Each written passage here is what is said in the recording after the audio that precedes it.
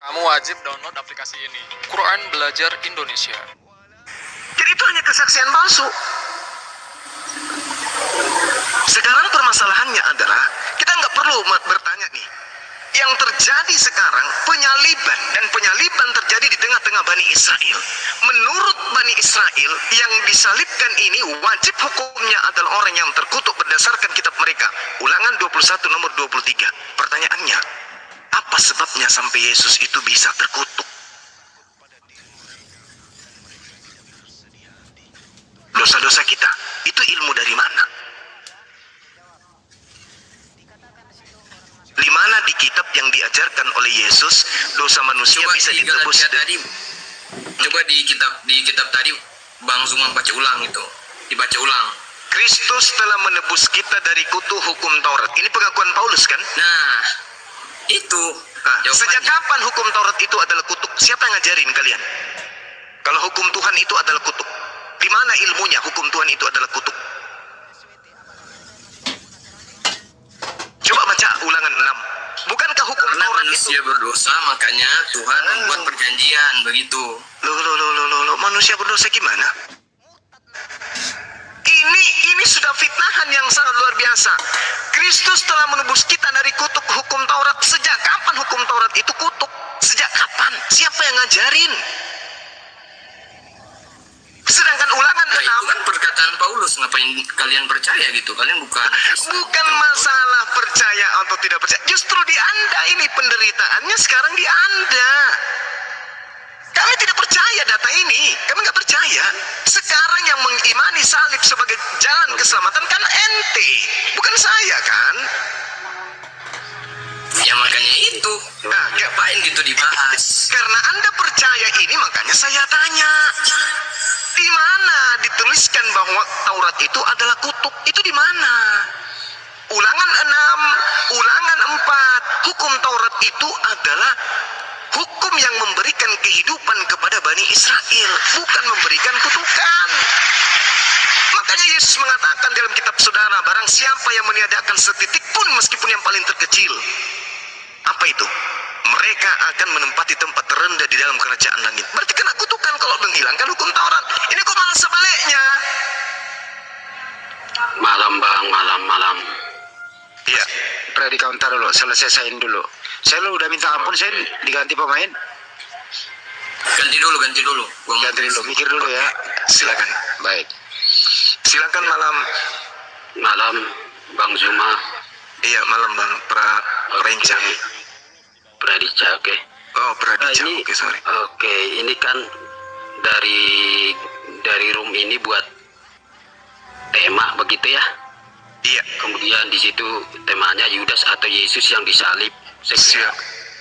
Oke, bagi kami Kristen belum pernah mendengar nama alternatif itu adalah Yudas. Jadi karena Anda yang mendalilkan, silakan buat kepada kami, kepada saya di room ini dalilnya kenapa kok bisa Yudas sebagai alternatif yang disalib itu. Monggo. Baik, saya ngambil dulu dari Al-Quran. Karena Al-Quran ini datang kemudian meluruskan fitnahan-fitnahan yang terjadi kemudian terhadap nabi-nabi Tuhan yang datang kepada umat terdahulu. Oke, Al-Quran mengatakan ketika Nabi Isa alaihissalam datang kepada Bani Israel ingkar terhadap kenabiannya. Lalu Allah mengatakan dengan sangat jelas di dalam Al-Quran, Isqalallahu ya Isa inni mutawaffika wa rafi'uka ilayya wa mutahhiruka minal ladina kafaru. Wahai Isa, aku mengambilmu, aku mengangkatmu kepadaku serta mensucikanmu dari orang-orang kafir. Ini perkataan Allah Subhanahu wa taala. Lalu yang menggantikan kemudian Nabi Isa adalah orang yang diserupakan. Selesai permasalahan di Islam. Berarti penyaliban terjadi, pembunuhan terjadi, tetapi bukan Nabi Isa yang dibunuh. Nah, sekarang yang bermasalah ini adalah Anda dan Yahudi. Al-Quran sudah final. Sekarang yang bermasalah kitab Anda dan kitabnya Yahudi. Kitabnya Yahudi menerangkan di dalam ulangan 21 nomor 23. Maka janganlah mayatnya dibiarkan semalam-malaman pada tiang itu, tetapi haruslah engkau kuburkan pada hari itu juga. Sebab orang yang digantung terkutuk oleh Elohim, janganlah engkau menajiskan tanah yang diberikan Tuhan Elohimmu kepadamu menjadi milik pusakamu. Sekarang permasalahannya adalah, apakah mayat yang disalibkan pada saat itu biarkan kemudian jasadnya di atas salib bersemalam-malaman? Tidak. Kenapa demikian? Yusuf Arimatea dan Nikodemus bersama Maria meminta kepada Pilatus agar mayat daripada oknum tersebut segera diturunkan. Lalu Yusuf Arimatea menguburkan di makam yang dia sudah siapkan berupa goa. Itu nggak bisa Anda bantah. Berarti hukum yang berlaku terhadap mayat tersebut sesuai dengan Ulangan 21 nomor 23. Hanya 3 jam kurang lebih Yesus di atas tiang salib. Habis itu diturunkan segera sebelum maghrib, sebelum masuk Sabat. Kenapa? Karena polanya Ulangan 21 nomor 23. Berarti orang ini adalah orang yang digantung karena dikutuk oleh Elohim. Sekarang permasalahannya, kenapa bisa dikutuk? Anda boleh baca satu perikop Ulangan 27. Siapa aja yang dikutuk oleh Tuhan di dalam Ulangan 27 itu? Orang yang durhaka kepada kedua orang tuanya, orang yang mencuri, orang yang berzina, orang yang makan suap. Nah sekarang tragedi yang terjadi di antara Yesus pada zaman itu, ada nggak yang durhaka ke orang tuanya? Nggak ada. Ada nggak yang mencuri? Nggak ada. Ada nggak yang berkhianat? Ada. Menerima suap. Ulangan 27 nomor 25. Terkutuklah orang yang menerima suap untuk membunuh seseorang yang tidak bersalah, dan seluruh bangsa Israel harus berkata amin. Halilintar. Itu dalil. Dalil bung. Ulangan 27 nomor 25. Nah sekarang permasalahannya adalah, tadi dikutuk. Orang yang dikutuk oleh Tuhan karena apa? Karena dia makan suap. Pertanyaan saya, siapa yang makan suap dan menyerahkan orang benar kepada orang Romawi? Ada yang bisa jawab?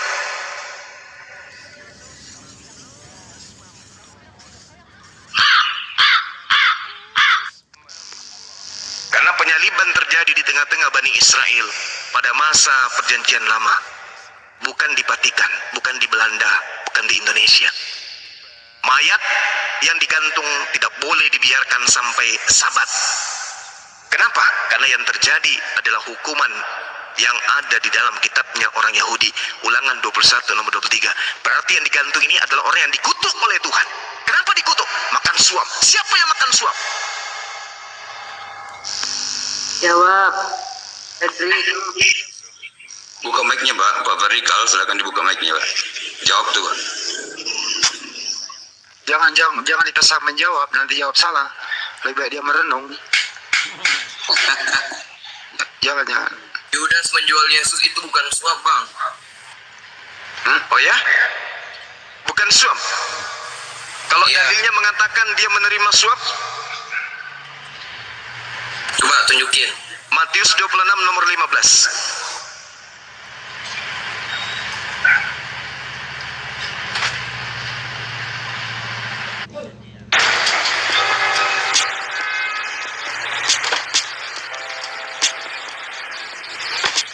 Hai Asmara, Hai, apa kabar nih Kak? baik, apalagi udah pakai IX.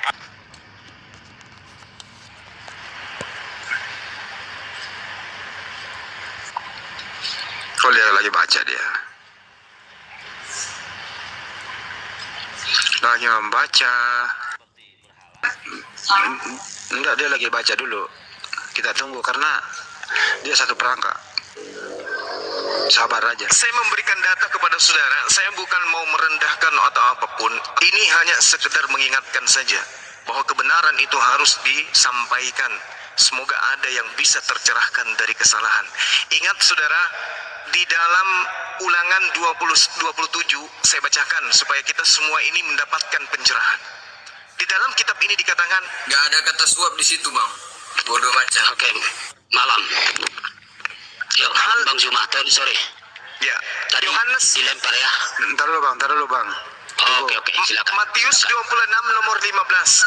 Kata Yudas, apa yang kamu berikan kepadaku supaya aku menyerahkan Yesus kepadamu? Itu kata Yudas. Lalu apa kata perwira tentara-tentara itu? Memberikan uang 30 keping perak. Mereka membayar Yudas 30 uang perak kepada Yudas. Dalil, menerima suap dia. Yudas menerima suap. Satu kesalahan yang terciduk kepada Yudas. Yang kedua, kita lihat kemudian di dalam Ulangan 27. Terkutuklah orang yang membawa seorang buta ke jalan yang sesat. Terkutuklah orang yang memperkosa hak orang asing, anak yatim, janda dan seterusnya. Terkutuklah orang yang tidur dengan istri ayahnya. Terkutuklah orang yang tidur dengan binatang. Terkutuklah orang yang tidur dengan saudara kandungnya. Terkutuklah orang yang tidur dengan mertuanya. Terkutuklah orang yang membunuh sesamanya manusia dengan tersembunyi. Terkutuklah orang yang menerima suap untuk membunuh seseorang yang tidak bersalah. Dan terkutuklah orang yang tidak menepati perkataan hukum Taurat ini dengan perbuatan. Yang mana yang dilanggar Yesus di sini? Tak ada. Yang mana yang dilanggar Yudas di sini? Suap. Apa hukuman bagi orang yang terkutuk makan suap? Ulangan 21, digantung dan jangan kau biarkan mayatnya semalam-malaman. Jangan sampai dia menyentuh tanah. Ini dialami tidak orang yang digantung pada saat itu disalib? Dialami. Nah, sekarang kita sudah melihat bahwa dua pola cerita yang ada di dalam kitabnya orang Yahudi. Yang terkutuk adalah yang menerima suap. Bahkan kalau Anda melihat di dalam Ulangan Yohanes 12 nomor 6, hal itu dikatakannya bukan karena Yudas ini memperhatikan nasib orang-orang miskin, melainkan karena ia adalah seorang pencuri. Yudas sering mengambil uang yang disimpan dalam kas yang dipegangnya. Pengkhianat dia. Dia tidak memperhatikan nasib orang miskin. Sedangkan Ulangan 27 jelas sekali dikatakan begini.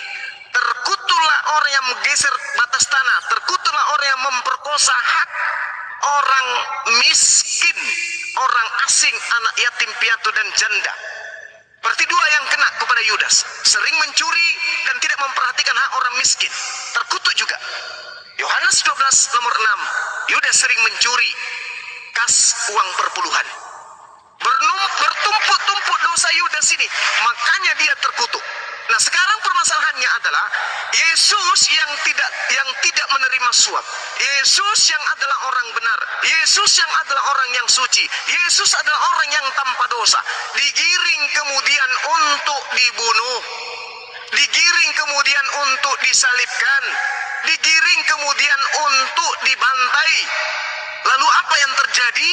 Kata Tuhan di dalam Amsal 21 nomor 18, orang fasik dipakai sebagai tebusan bagi orang yang benar, dan pengkhianat dipakai sebagai ganti orang yang jujur. Yang tadinya mereka berniat membunuh Yesus, yang tadinya mereka berniat menyalibkan Yesus, ternyata orang yang benar Yesus ini digantikan oleh pengkhianat, digantikan oleh orang yang fasik.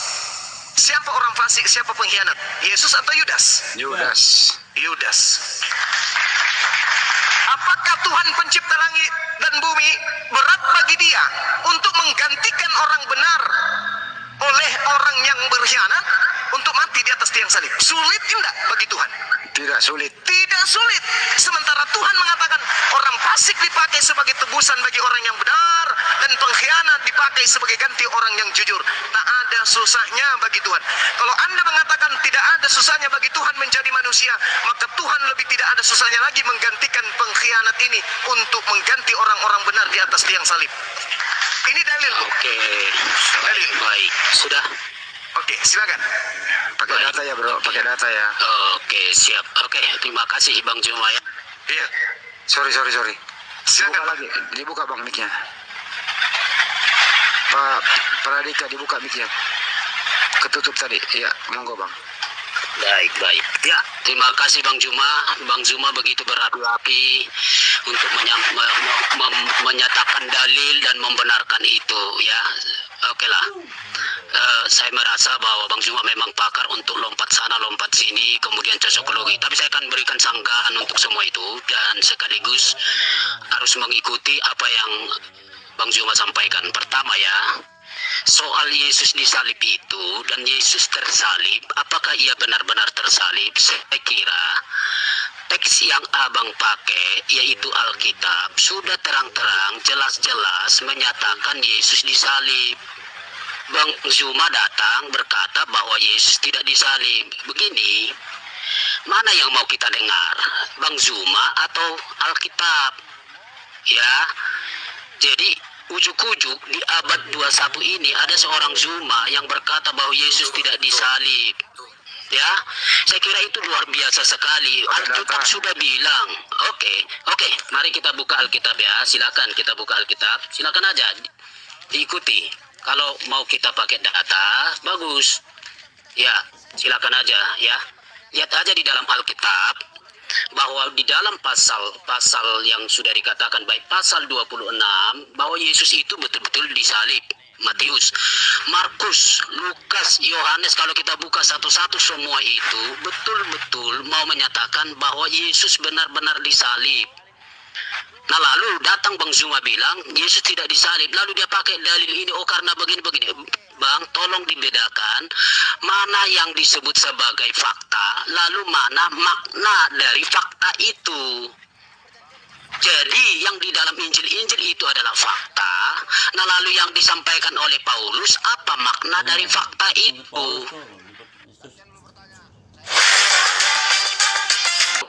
Ya, oke, mari kita baca sama-sama yang ada. Matius pasal yang 20. Matius pasal yang ke-20 ayat 17, 18, 19. Ya, silakan kalau ada abang-abang punya di situ, kalau mau bolehlah. Tentu saya tolong disiarkan di live. Putus-putus Ya. bang. Supaya lihat sama-sama. Supaya jangan dianggap malah teks Alkitab. Ya, di dalam. Oke, ini ada di dalam data Alkitab. Coba Matius pasal yang ke-20 ayat 17, 18, 19. Kalau mau tolong saya dibantu supaya dibuka di layar. Tidak apa-apa. Bang Zuma bilang begitu, itu silakan, itu dia. Tapi Alkitab bilang disalib. Gitu loh. Ya, Alkitab bilang disalib, sehingga setiap ketemu dengan orang-orang Kristen dengan begini, nggak akan ketemu lah. Dalam arti, masa kita percaya orang di abad 21 siapa dia? Gitu loh. Nah, jadi saya hanya mau sampaikan apa yang disebut sebagai fakta, apa yang disebut sebagai makna dari fakta itu. Yesus betul-betul dia bilang bahwa dia akan disalibkan, dan Alkitab juga menunjukkan bahwa dia disalib. Matius pasal 20 ayat 17 sampai 19, Matius 26 ayat 2, Matius 27 ayat 22, 23, Matius pasal 27 ayat 26, 31. Saya hanya Matius saja, Matius 27 ayat 28. Ini kan saya pikir bukanlah sebuah karangan yang muncul di abad ini, bukan. Tapi ini adalah firman Allah. Jadi kalau Bang Zuma berapi-api bilang itu makna, nah lalu dari makna-makna yang dimaksudkan itu dia tidak terima makna itu, lalu membangun sesuatu. Jika begitu berarti Yesus tidak disalib. Jika begitu berarti yang disalib itu adalah Yudas dan bla bla blanya. Alasannya teksnya bilang Yesus disalib. Jadi tidak usah ngarang-ngarang lah. Saya pikir begitu Bang Zuma. Oke, silakan. Oke, baik. Ya. Baik. Terima kasih. Oke ya, bentar ya. Bentar.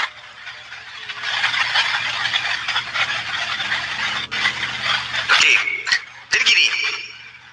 Anda kemudian harus memberikan pertanggungjawaban kepada saya ketika saya bertanya tentang materi yang Anda sajikan barusan. Saya ingin tahu kepada saudara, mana duluan tragedi penyaliban dengan buku Matius dibuat? Jawab dengan jujur. Oke, sudah dengar ya? Ya. Sudah pasti duluan tragedi, Baik. baru ada Injil. Oke. Baik, oke. Kalau dikatakan tragedi lebih duluan, kemudian muncul pemberitaan, apa tolak ukurnya bahwa berita itu benar? Oke. Ya. Bahwa yang menulis ini adalah saksi sejarah. Oke, yang menulis ini adalah saksi sejarah. Oke, Matius dan menulis di kalangan orang-orang yang merupakan juga saksi sejarah. Artinya mereka tahu peristiwa itu. Oke. Oke ya. Oke. Di dalam Markus 14 nomor 50, semua murid Yesus lari meninggalkan Yesus. Satu. Yang kedua, penulis Matius diceritakan dalam Matius 9 nomor 9, setelah Yesus pergi dari situ, Matius melihat seorang yang bernama Matius duduk di sebelah rumah cukai. Lalu ia berkata kepadanya, ikutlah aku. Maka berdirilah Matius lalu mengikuti dia. Oke. Masalahnya? Masalahnya penulis Matius bukanlah muridnya Yesus. Tuh. Siapa bilang? Saya ulang. Oke. Matius 9 nomor 9. Setelah Yesus pergi dari situ, Yesus melihat seseorang yang bernama Matius Oke. duduk di sebelah rumah cukai. Lalu Yesus berkata kepadanya, ikutlah aku. Maka berdirilah Matius lalu mengikuti Yesus. Iya. Justru Ini- itu kan. Loh, kalau yang penulis Matius ini murid Yesus, maka dia akan mengatakan, setelah Yesus pergi dari situ, dia melihat aku yang duduk di rumah cukai. Lalu ia berkata kepadaku, ikutilah aku. Maka berdirilah aku lalu mengikuti Yesus. Itu kalau Matius. Oh, oke. Nggak apa-apa. Nah, berarti penulis berita tentang Matius yang Anda bawa tadi itu bukanlah murid Yesus. Mari kita buktikan. Matius 20 yang Anda bawa. Ketika Yesus akan pergi ke Yerusalem, ia memanggil ke-12 muridnya. Iya. Dia memanggil ke-12 muridnya tersendiri dan Iya. berkata kepada mereka, ini pengarangnya muridnya atau bukan? Murid lah. Persoalannya di mana?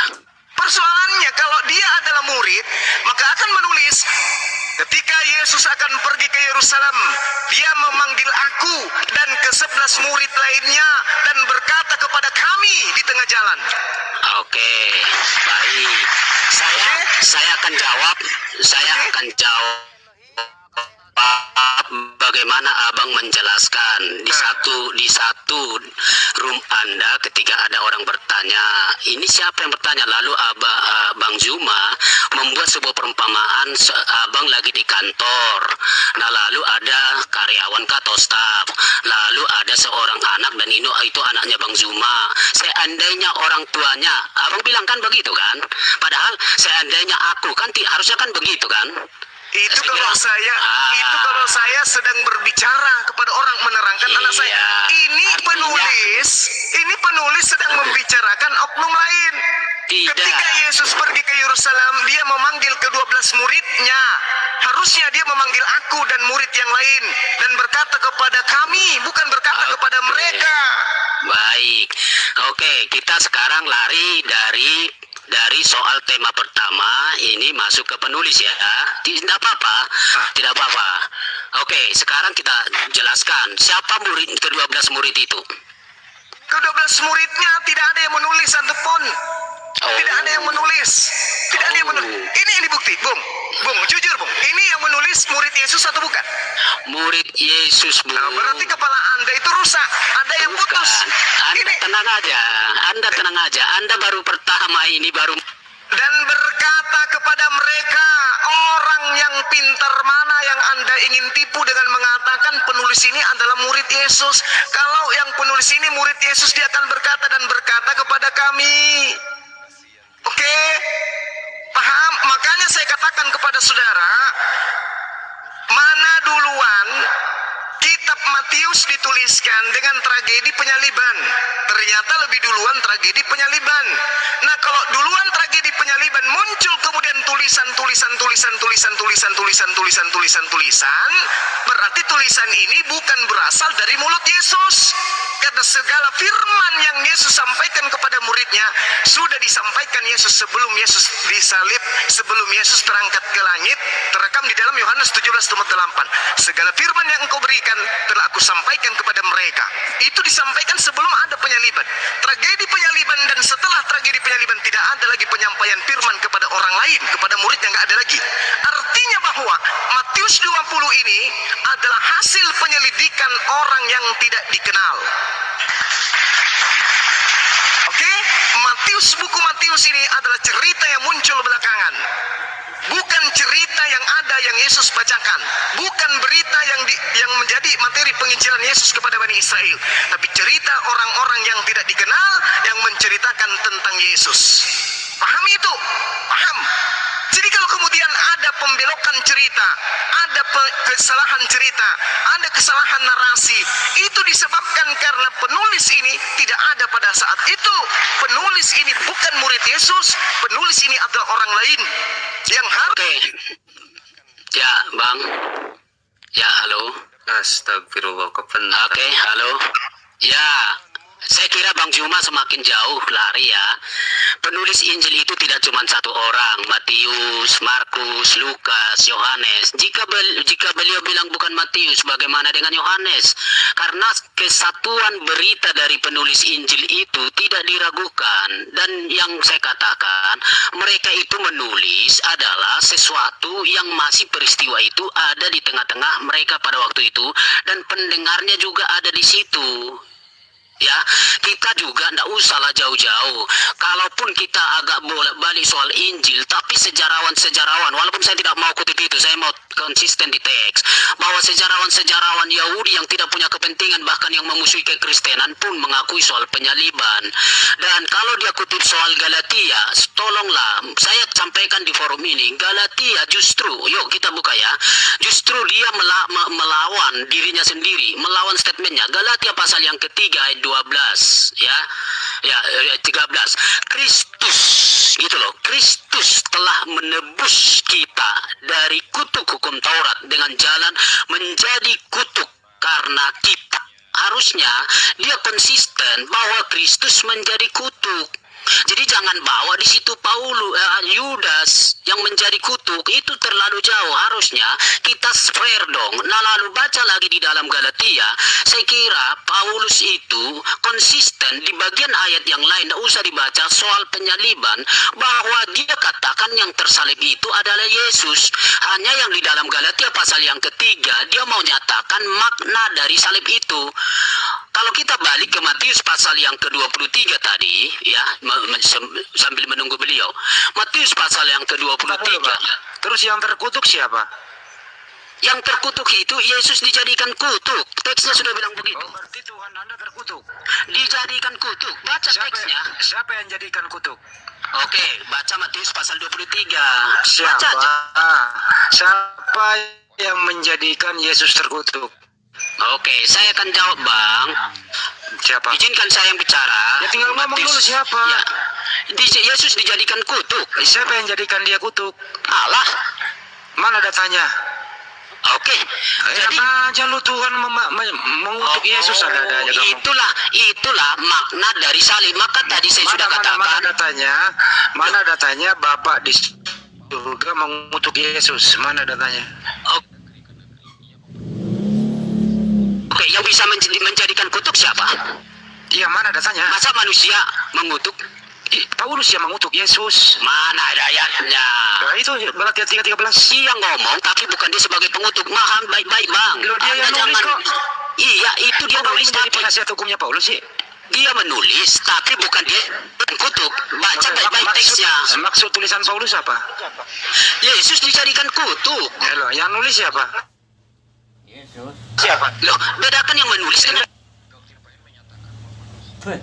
Yang nulis siapa? Yang nulis siapa? Paulus. Ya. Paulus menulis info dari mana? Dia dapat ilham, Bang. Ilham dari mana? Ya dari Allah. Oke, Anda sudah lari. Ini ngarang ini. Oke, Anda sudah lari kemana-mana. Batalkan tema Anda bahwa itu ada Yudas. Batal. percaya, jangan bilang ngarang, Bang. Oke, Kami sekarang ini misalnya tidak ada Yudas loh di Quran. Bukan Yudas yang ngomong. Saya tidak masuk di situ. Diam dulu. Diam dulu ya. Oke, silakan. kalau nggak percaya jangan bilang ngarang, Bang. Ntar dulu. Apakah Anda kedua Kristen ini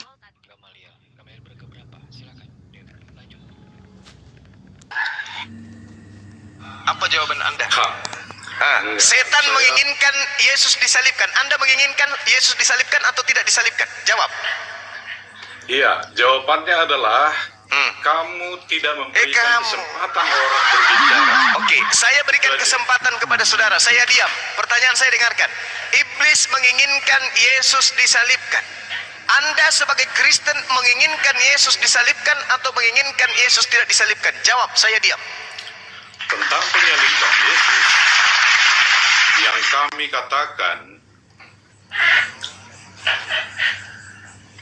yang kami katakan bahwa Yesus itu telah dinubuatkan dalam perjanjian lama, bahwa manusia tidak bisa melepaskan dirinya setelah manusia jatuh ke dalam dosa. Adam dan Hawa hadir ke dunia ini telah rusak kesegambaran Allah dengan diri manusia. Adam dan Hawa yang diciptakan segambar dengan Allah, artinya memiliki karakter yang sama dengan Allah itu. Manusia tidak bisa terbebas dari dosa-dosanya. Sama seperti Adam dan Hawa yang tidak bisa melepaskan dirinya dari dosa-dosa, kehadiran Kristus adalah sebagai tebusan untuk dosa itu, sebagai pendamaian dengan Allah. Hadirnya Kristus ke dunia ini, yaitu Yesus Kristus, adalah pendamaian dengan Allah. Manusia tidak bisa mengenal siapa sosok Allah itu sebenarnya. Memang dalam Alkitab, dua pernyataan Tuhan Allah. Dia menyatakan dirinya lewat ciptaan, dan dia menyatakan dirinya lewat Yesus Kristus. Karena manusia tidak mengerti sosok bagaimana sebenarnya manusia yang pas untuk diteladani sesuai dengan rancangan Allah itu sendiri. Ya, jadi pendekatan Allah kepada manusia, dia menjelma menjadi manusia.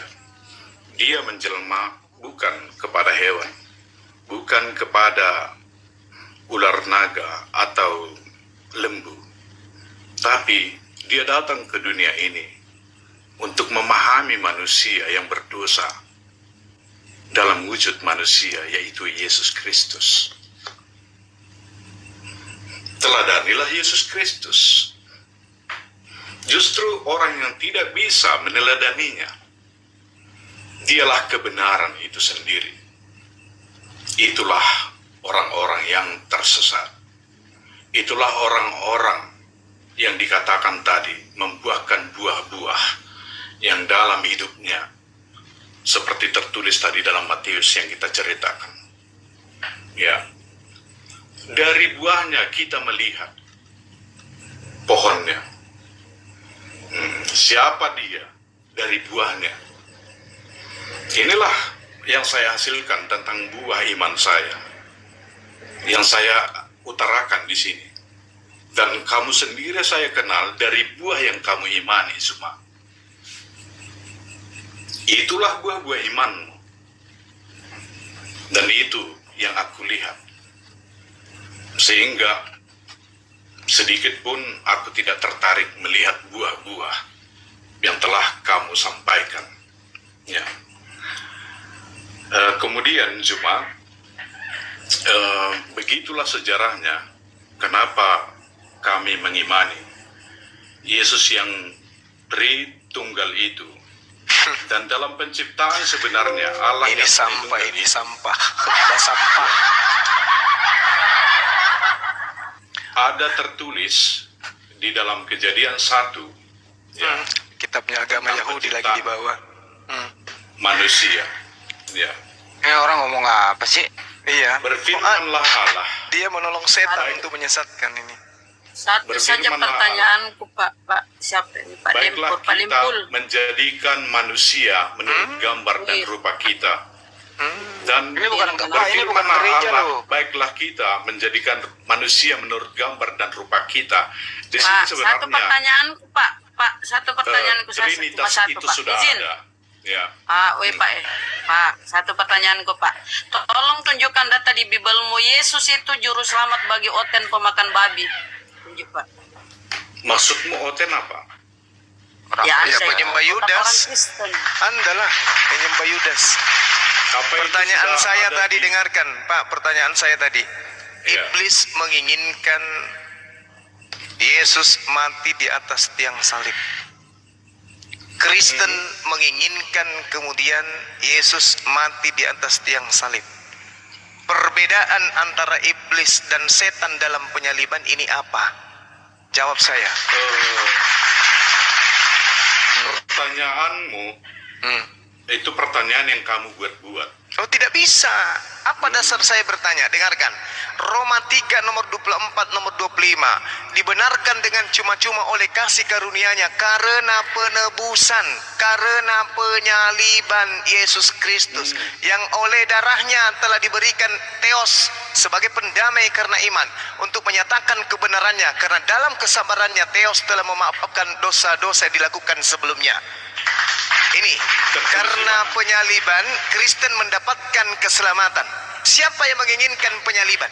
Iblis. Makanya saya tidak bisa membedakan lagi antara Kristen dengan iblis. Roma 3 nomor 21.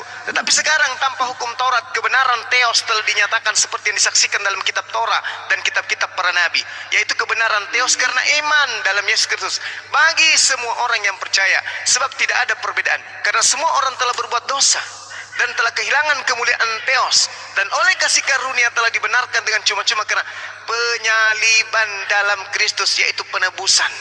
Iblis telah menghadiahkan ente Tuhan bernama Yudas, sehingga Yesus dibawa-bawa. Yesus mengatakan dalam Lukas 21 nomor 8 kepada Bani Israel muridnya, bukan kepada Kristen pengikut Roma, dikatakan gini, waspadalah kepada penyesat yang datang kepadamu. Mereka akan membawa-bawa namaku dan mengatakan akulah dia. Ini Roma membawa-bawa nama Yesus. Kenapa kamu Yesus bilang- menebus. Apa? Kenapa kamu bilang Yudas disalib? Oh, memang Yudas. Di mana tertulis itu? Oke, baik. Mari Di kita mana buktikan. tertulis? Tertulis di dalam Ulangan 21. Oke. Data nomor 22 sampai 23. Emang Yudas sudah lahir di situ? Nah, sama. Ketika Anda berbicara mengenai Yesus itu adalah Tuhan Bapa, apakah Yesus sudah lahir di situ?